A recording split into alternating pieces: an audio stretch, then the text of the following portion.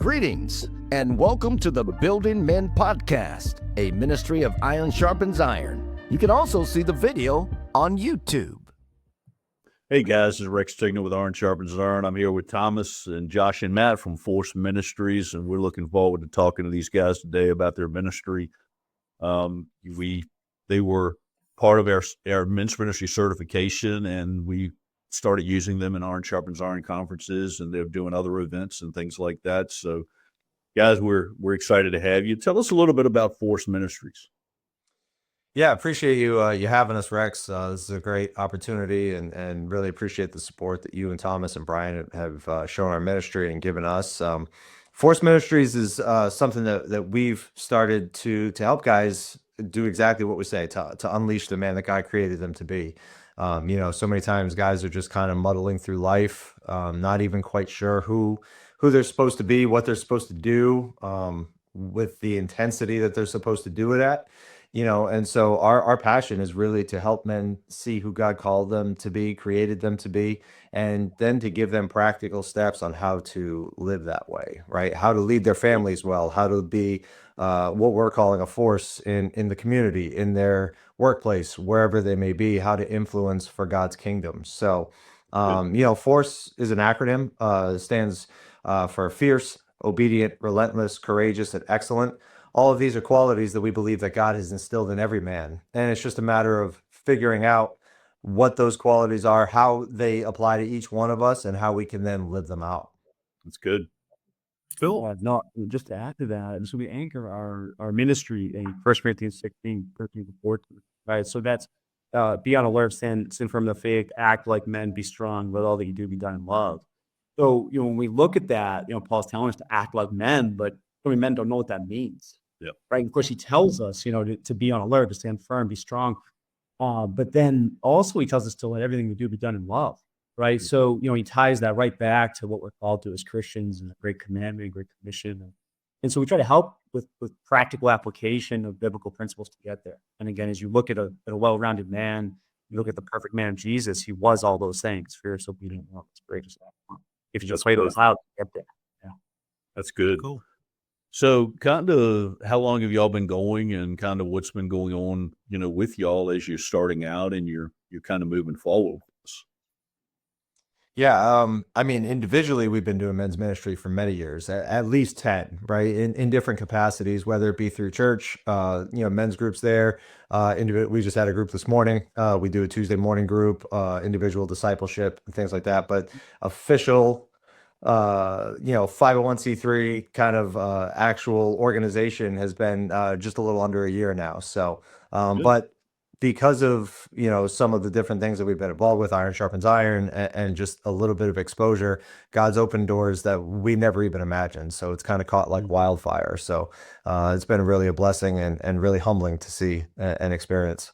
It's good. Good. Thomas, you got it?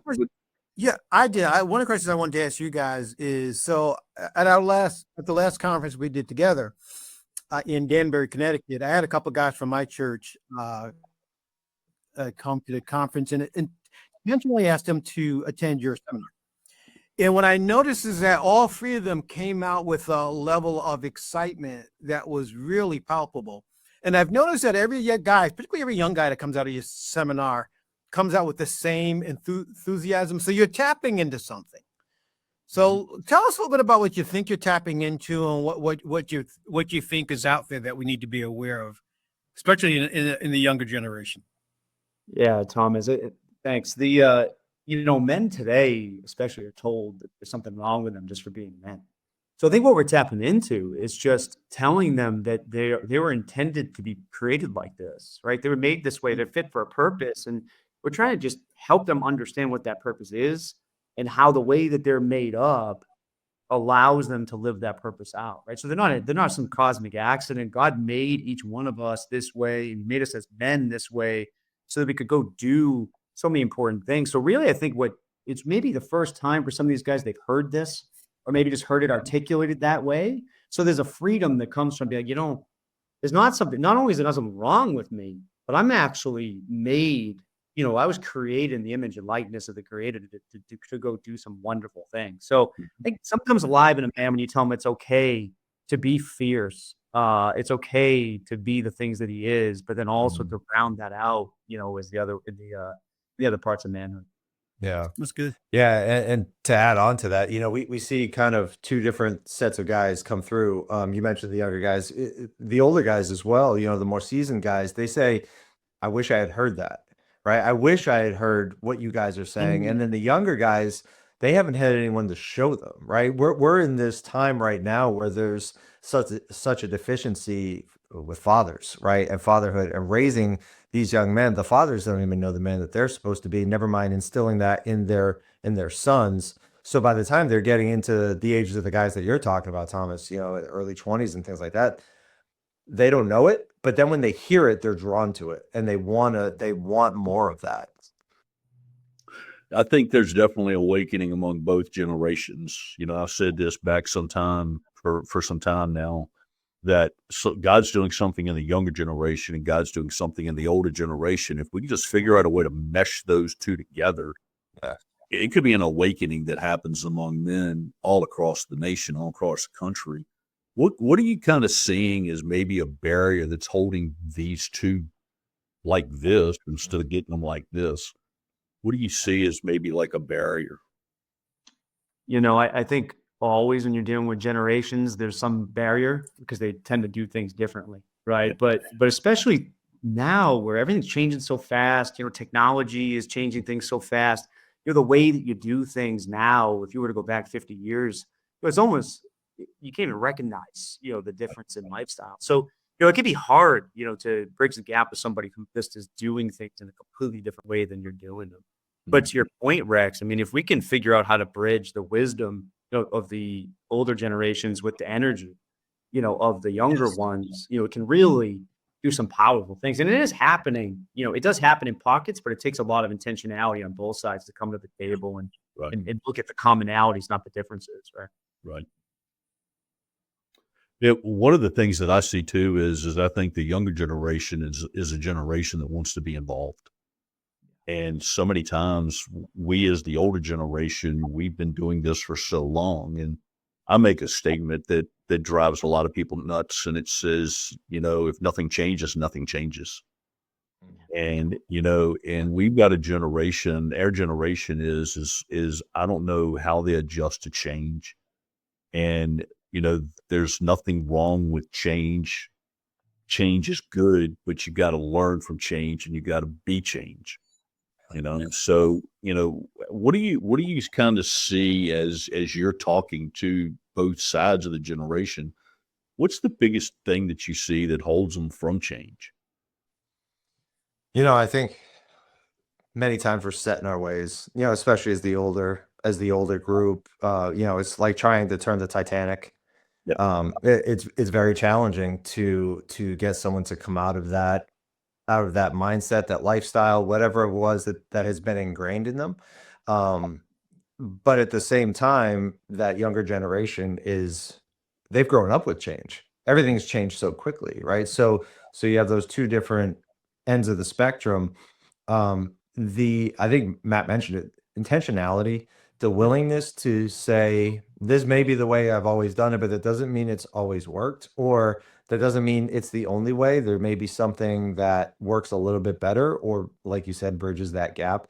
The willingness to be open to it is first and foremost the biggest thing, right? We have to be willing to renew our mind, right, and open our heart a little bit to say, maybe there's something else that I'm missing. And if it's able to bring that connection between the two and able to bridge that gap to make that point where one can start listening to the other and then vice versa, I think that could be life-changing. That sounds like a growing church. If I could jump on that, I think there's some insecurity there too, Rex. Right. So I mean, we do serve an unchanging God.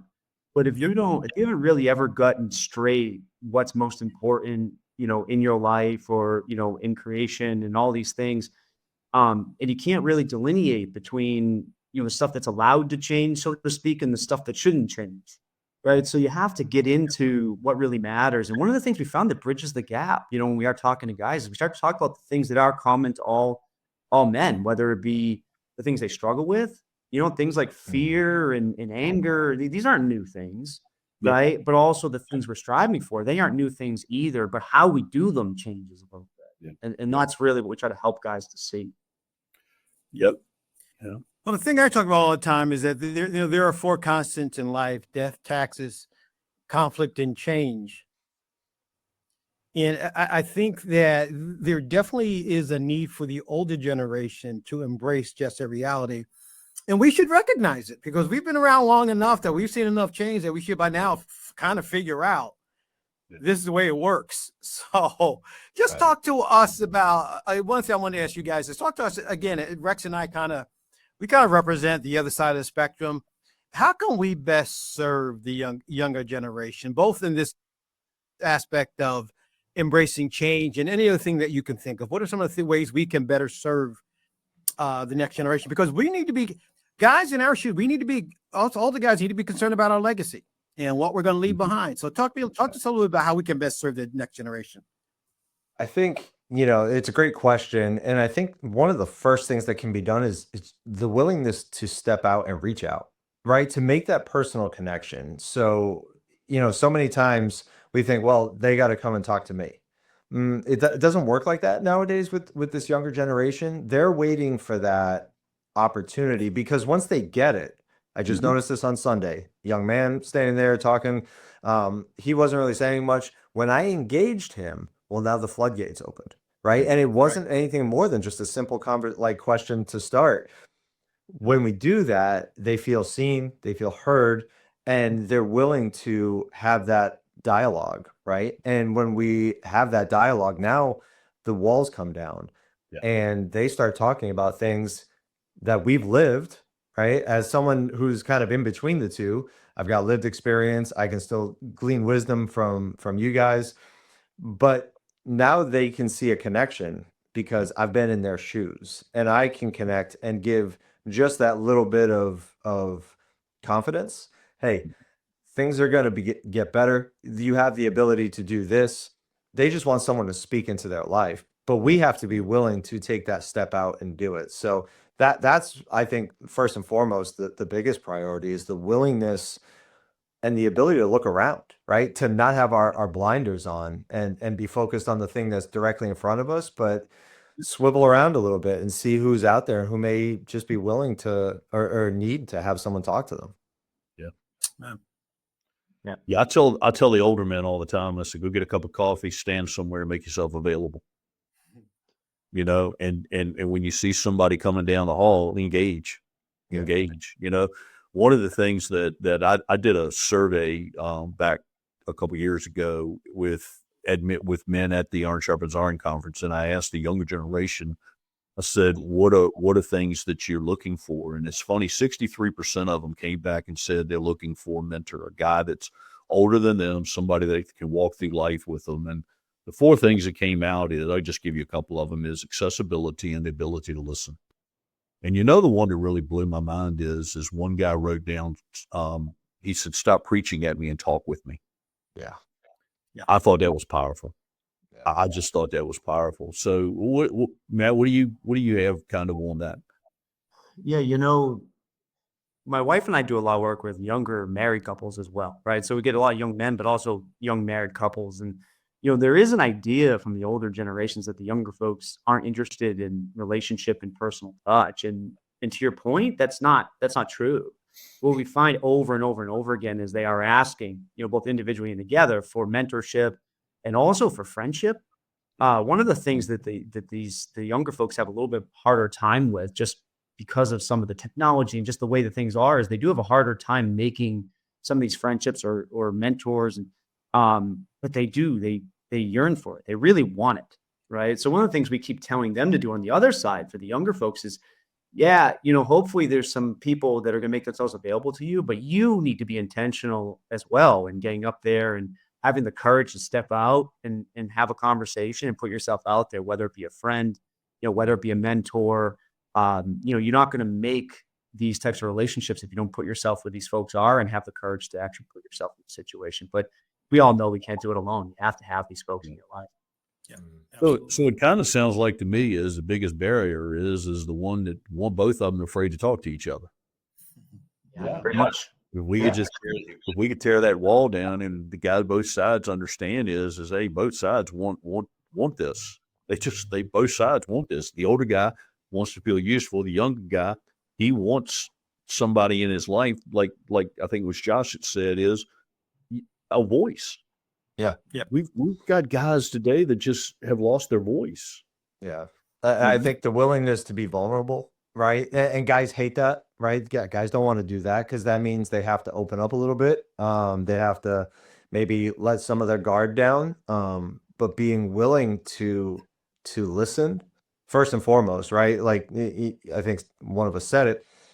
It's almost like when we're dealing with our wives, we want to fix, she wants us to listen. Sometimes it's the same way here, right? With that generational gap, they just want someone to listen, but to step out of that comfort zone and be able to actually have that conversation is the first step. And it's definitely the biggest hurdle to get over.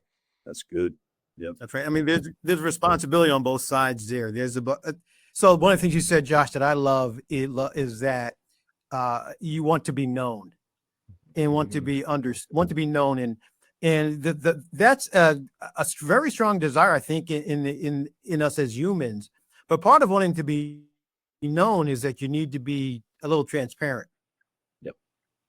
And that's kind of the trade-off. The trade-off is the difficulty of transparency will lead you to the blessing of being known and being heard and understood. And it's one other thing. I just want to add this real quick. This is one of my favorite quotes in this area of change. Yeah, because while change is constant, there are some things that shouldn't change. And there's some things that are eternal. And we need to walk that balance out. Aaron Bernard said this. He said, if you change what you should continue, you can lose your identity. If you continue what you should change, you can become irrelevant. So you really need both parts of the spectrum. Yeah, we need to be open to change, but there also needs to be an openness to understand that there are some things that are unchangeable. Matt, you mentioned one of them, and that is God. God never changes. So it's good that we walk out that balance. Yeah, that's good. Yeah. So, hey, as we wind down, any other thoughts before we wind down? I would just say, again, just continue to encourage guys to step into, what the scriptures are for them. I mean, the purpose we're called to and the design we're called to is more than you could ever imagine, and it's right there, and if we just follow not only the teaching of Jesus, but the way he lived, you realize, Jesus was a man's man too, but he was perfectly well-rounded, right? So step into that, and the freedom and the peace you're looking for is there if you just embrace that purpose, but you got to go get it. Yeah. And I would add to that even Jesus had his brothers around him, right? He had his 12, he had his 3, he had that close circle. So guys need other guys in this, right? And this is one of the biggest things that we encourage guys to do. We can't do this alone. This walk is a challenge, right? It's called the narrow path for a reason. Satan is attacking men day in and day out in every which way possible. And we need that strong brotherhood to keep us accountable, to keep us encouraged. So we need to make sure that we're finding like-minded guys. I mean, our ministry started because of a friendship, right? With Matt and I, that's how this started. Accountability, just being vulnerable with one another, being open to each other. I'm not saying you need 100 friends. Right. You just need one to start, right? Just find that one guy and see how it goes and see where God leads. That's really the biggest thing, being open to what God has for you in that relationship and in that opportunity and just going from there. Yeah, I just, it's funny you say that is because I just finished this thing called Fight Club. It's a little 10-minute thing that you can do inside of a church, 15-minute maybe. And I just ordered 1,200 Fight Club bracelets. And having those guys, I mean, we personally, we carry coins. I show that all the time. The guys that I'm around, we carry coins you reach in your pocket, but I think you're so right is you can't build your inner circle around you until you start with one. Oh, So I guess the challenge that you have coming out of this today is find your one, find your people, find your purpose, unleash it, and just become a force. Just become a force. And so, guys, if you're in the New England area, anywhere in the New England area, I know these guys are out talking in men's groups and things like that. They had one last week. I think they've got one coming up soon. So if you need them, contact. I'll put their information up at the bottom of the screen. But hey, guys, good to be with you, man. Look forward to seeing and watching what God does. And another thing too is you all are going to be in Hartford this year. So anybody in the Hartford area, Manchester, I think too. So guys, just come on out and meet these guys. And let's pray. Dear God, we just thank you for these guys. We thank you for the ministry that you put on their hearts. We thank you for what you're doing in both of their lives. And I just pray that as they step out, that they would just step into the purpose that you put into them as they can help others unleash their purpose.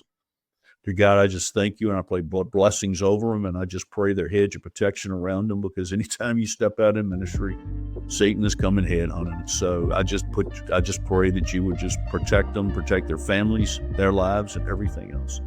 In your name, amen. Good to be with you, guys. keep doing God's work.